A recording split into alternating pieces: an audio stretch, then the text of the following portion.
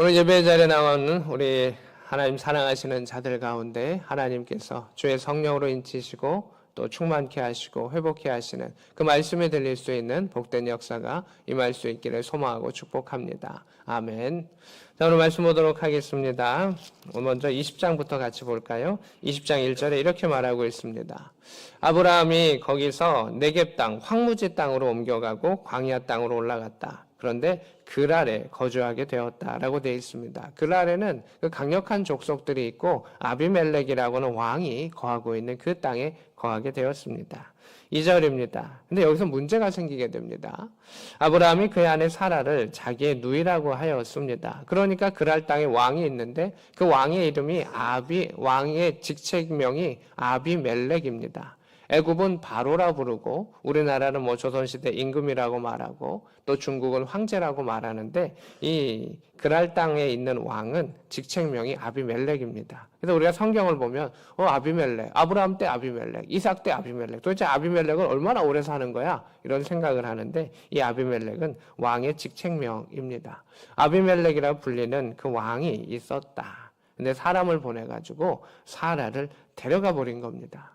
지금 상황은 어떻게 됩니까? 하나님께서 1년 뒤에 이맘때가 되면 내가 너희가 아들을 낳게 해줄 거야 라고 하는 그 25년, 30년의 그 약속이 이루어지는 그 중요한 순간이었었습니다. 그 순간이 이루어지는 그때가 다가오고 있는데 새로운 땅에 유목민으로 갔었는데 자신의 아내를 어떻게 보면 빼앗긴 상황이 온 겁니다. 자신의 아내를 누이라고 하는 것을 우리는 이렇게 보면서 어쩌 아브라함 아직도 정신 못 차렸네. 왜 아직도 하나님 의지하지 못하고 왜 이렇게 못해? 라고 생각할 수가 있는데 그게 그런 게 아닙니다. 오히려 우리는 다르게 생각할 수가 있습니다. 아브라함은 가는 곳마다 자신의 아내를 누이라고 말하며 자신도 살고 그리고 아내도 살 수 있는 방법을 택할 수밖에 없었던 당시의 상황을 보게 됩니다. 그래서 나중에 뒤에 보면 아브라함이 이야기를 하죠. 아내에게 부탁을 합니다. 내가 당신에게 부탁한다. 혹시 내가 그 새로운 곳에 갔을 때 당신이 나를 도와주기를 원하면 내가 당신을 누이라고 이야기할 텐데 당신도 그렇게 이야기했으면 좋겠다. 그렇게 부탁을 하는 것이 그 부부의 모습이었었습니다. 자, 이 모습을 보게 되면 아브라함이 처음 하나님께서 너는 너의 본토 친척 아비 집을 떠나라고 하는 그 말씀과 그 명령이 얼마나 순종하기 쉽지 않았느냐 하는 것을 우리는 알게 되는 겁니다. 아버지의 집을 떠나는 것, 본토의 집을 떠나가지고 새로운 곳에 간다는 것은 생명의 위협을 당하는 그 자리인 겁니다. 살기가 어려운 겁니다. 언제든지 자신을 죽이고 아내를 빼앗아가고 재물을 약탈해 갈 수 있는 그 땅으로 자기가 가는 겁니다. 하나님께서 그 모든 울타리를 다 제거하시면서 내가 너의 울타리가 돼줄 건데 너 나를 믿고 가라. 그 말씀을 하셨고 아브라함은 그러한 생명의 위협 가운데 간 겁니다. 그냥 잘 살기 위해서 간 것만이 아니라 죽을 수 있는 그 위협 가운데 언제든지 그 이방 사람들 가운데 죽을 수 있는 그곳 가운데 그는 자신을 던지고 20년, 30년을 살아가고 있는 그 중간 가운데 또 다른 위협과 어려움을 당하게 되는 것을 보게 됩니다. 그래서 자신의 아내를 데려갑니다. 물론 이때 사라의 나이는 90세입니다. 나이가 꽤 많습니다. 할머니입니다. 그런데도 아비멜렉이 데려갔었던 것은 당시의 풍습 때문에 그렇습니다. 어떤 풍습이냐 하면 결혼을 맺음을 통해서 지금 아브라함이 꽤 세력이 큽니다. 큰 세력이 자신에게 들어왔는데 결혼을 통해 가지고 서로 좀 평화적으로 이야기하고 아브라함의 재물도 자신이 누리고 또 이 관계를 통해 가지고 자신의 그러한 나라의 평화를 주고자 하는 확장성을 의미하고 있는 것이 있습니다. 그래서 아비멜렉이 결혼을 하겠다고 이 사라를 데려온 상황입니다. 근데 아브라함은 이미 자신의 누이라고 말했기 때문에 뭐라고 말할 수 없는 그러한 곤란한 상황에 처하게 되었습니다. 근데 이 곤란한 상황 가운데 3절의 말씀입니다. 이때 등장하시는 것이 하나님입니다. 하나님께서 아브라함에게 꿈 가운데 나타나시면서 이야기하시는 거죠. 야, 너 그러면 안 된다. 네가 데려간 여인, 너 함부로 하면 너 죽는다. 그런 남편이 있는 여인이다 라고 이야기를 합니다. 아비멜렉이 나 몰랐습니다. 그들이 이 사람이 누이라고 얘기했기 때문에 나는 이렇게 한 겁니다 라고 이야기합니다. 그때 하나님께서는 7절에 이렇게 이야기합니다. 그 사람의 아내를 돌려보내라. 그는 선지자이기 때문이다 라고 이야기하십니다. 사람들이 봤을 때 아브라함은 아내를 뺏긴 사람이고 또 자신을 누이라고 말한 그러한 사람에 불과하고 너 아직도 믿음이 없어? 이런 생각을 할 수 있는 사람이지만 하나님은 아브라함을 그렇게 생각하지 않으십니다. 하나님을 높이시는 것을 보게 됩니다. 아브라함을 그는 선지자다라고 이야기하시죠. 너를 축복하는 자에게는 내가 복을 내리고 너를 저주하는 자에게는 내가 저주하리니 땅의 모든 족속이 너로 인하여 복을 받으리라고 하셨던 그 말씀을 하나님께서는 결국 이루셨고 아브라함의 급을 높여주십니다. 아브라함의 그 수치를 닦아주시는 하나님을 보게 됩니다. 그래서 하나님께서는요, 자신이 하겠다라고 하는 그 계획이 있으시면요, 사람이 이런 모습을 보이던 저런 모습을 보이던 그가 하나님의 말씀에 동참하고자 하는 그 방향성을 갖고 있으면 하나님은 그 사람을 버리지 아니하시고 끝까지 지키시면서 인도하시는 그 하나님이 우리의 하나님입니다. 여러분, 우리가 조금 더 잘할 수도 있고 더 잘할 수도 있고 때로는 실수할 수도 있고 부족할 수도 있고 떨 수도 있습니다. 그러나 내가 하나님 사랑합니다. 하여 주신 내게 주셨던 그 말씀을 하나님의 위대하신 계획을 우리 가정에 주셨던 그 계획을 하나님 이루실 줄로 믿는다라고 고백하는 자들을 통해서 하나님께서는 하나님 위대하신 일들을 이루실 뿐만 아니라 너는 나의 선지자다. 너를 통해 너희 가정에 내가 복을 줄 것이다.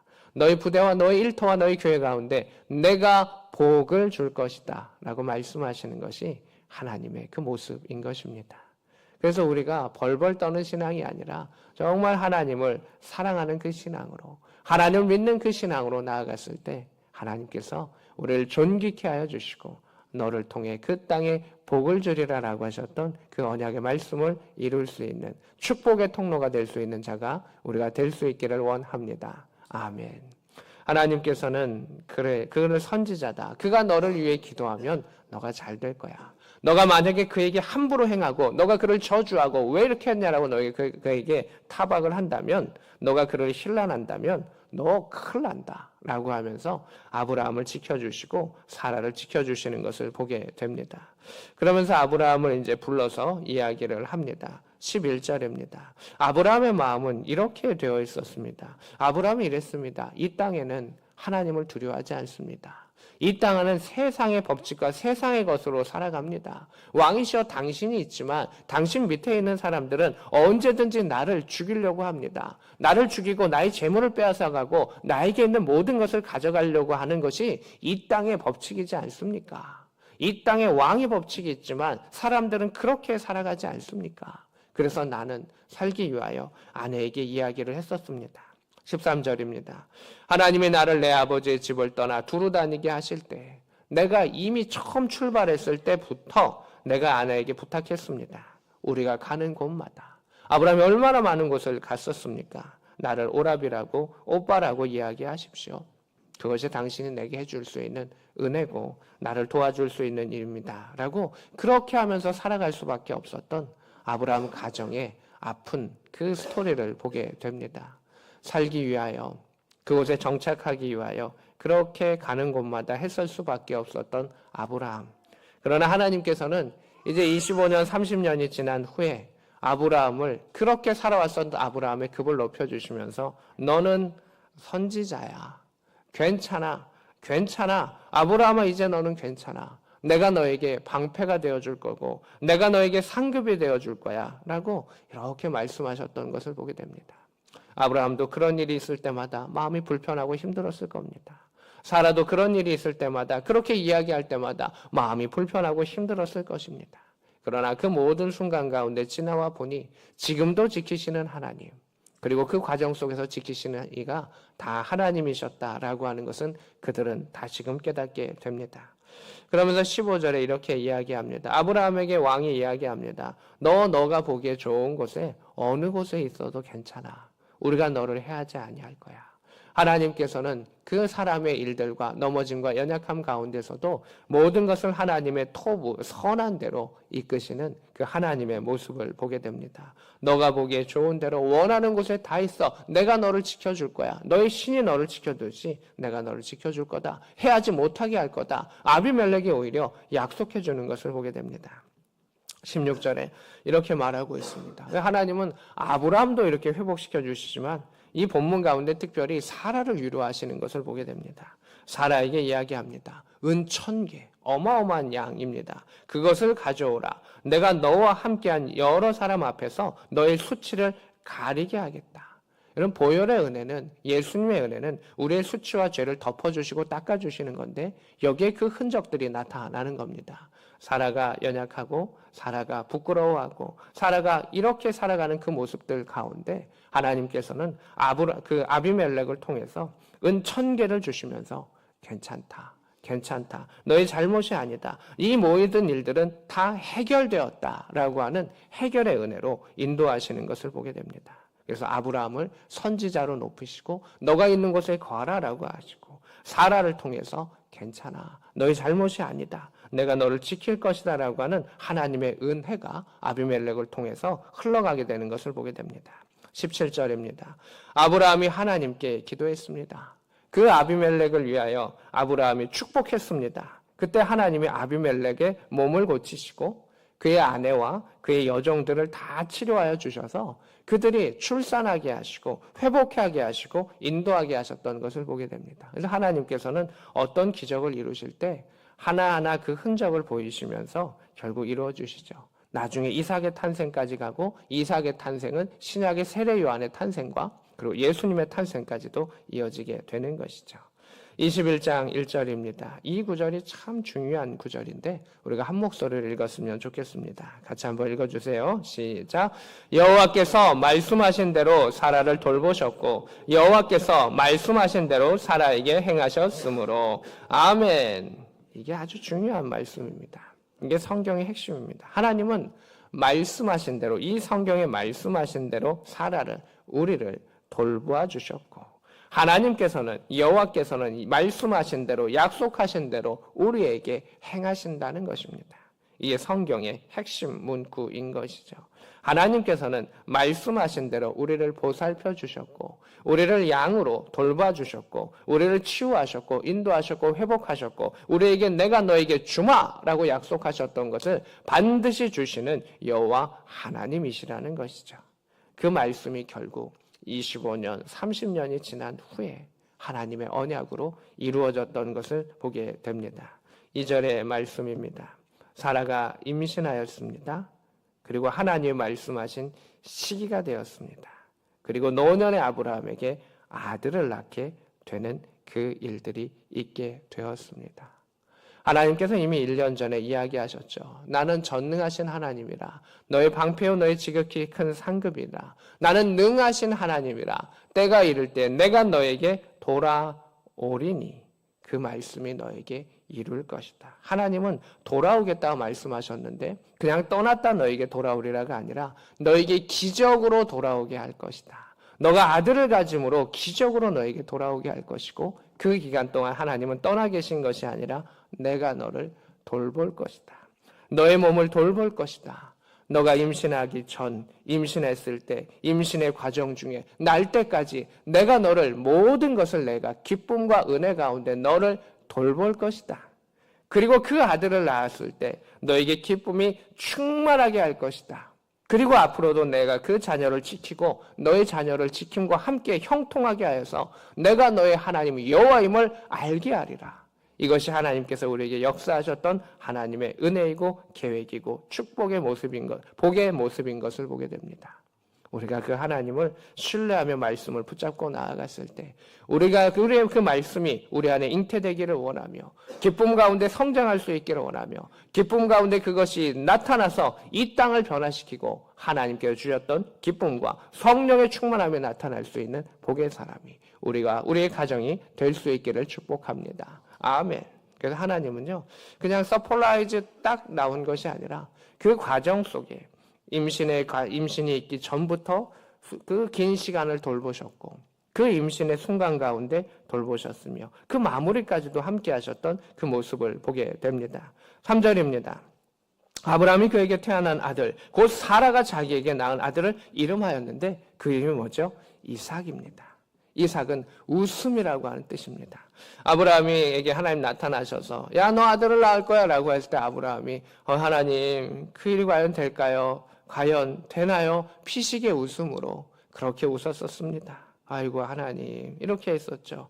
사라에게도 나타나셔서 너가 아들을 낳을 거야 라고 했더니 사라도 속으로 웃었습니다. 하나님 내 남편도 늙고 나도 늙고 지금 전혀 인간적인 모습으로 전혀 그것을 잉태할 수 없는 그런 나의 상황입니다. 생리는 끊어지고 내 몸은 늙었고 이렇게 할 수 없는 상황입니다. 하나님 아들이라니요. 내가 20년 이상을 기다렸는데 하나님 아들이라니요. 그렇게 피식 웃는 그 사라가 있었습니다. 근데 그 사라를 향해서 하나님께서는 바꾸어 주시는 것을 보게 됩니다.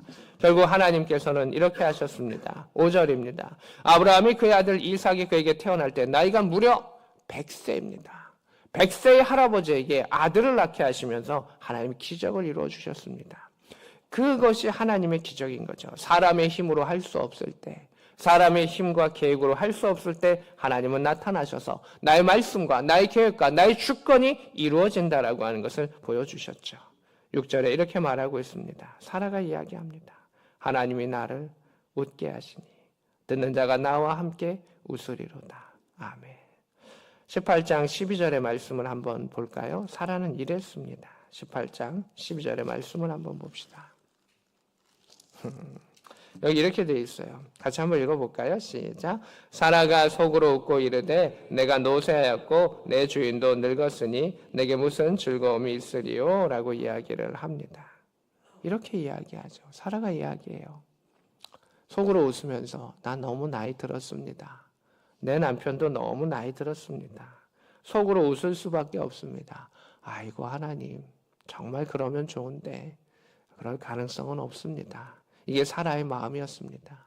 근데 오늘 본문은 어떠합니까? 하나님께서는 그것을 바꾸어 주십니다. 이렇게 속으로 웃었던 사라에게 18장 14절입니다. 이것은 핵심 메시지죠. 같이 한번 읽어주세요. 시작. 여호와께 능하지 못한 일이 있겠느냐? 기한이 이를 때 내가 너에게로 돌아오리니 사라에게 아들이 있으리라. 아멘. 여호와께서 놀라운 일을 너에게 행하실 것이다. 하나님이 때를 정해서 내년 이맘때 너에게 하나님께서 돌아올 것이다. 하나님께서 슈브의 역사로 너의 몸을 돌아오게 하시고 너의 몸을 회복해 하시고 기적을 이루어 줄 것이다. 하나님이 너에게 아들을 줄 것이다. 라고 이야기하면서 오늘 본문이 나오는 겁니다. 다시금 21장 6절로 넘어갑니다.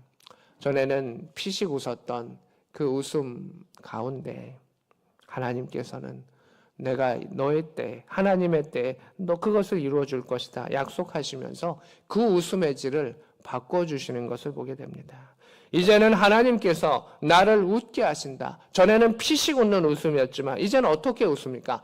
당당하고 아름답고 활짝 웃게 하시는 것을 보게 됩니다. 전에는 그 안에 숙여가지고 그 말씀을 들을 때 홀로 하나님 어떻게 해요? 라고 하는 그 탄식 속에 웃으며 나아갔었지만 피식 웃을 수밖에 없었지만 이제는 자신과 주변에 있는 자가 다 하나님의 살아계심을 인정하는 가운데 모두가 다 나와 함께 웃으리로다. 은혜의 역사를 하나님 허락하시는 것을 보게 됩니다.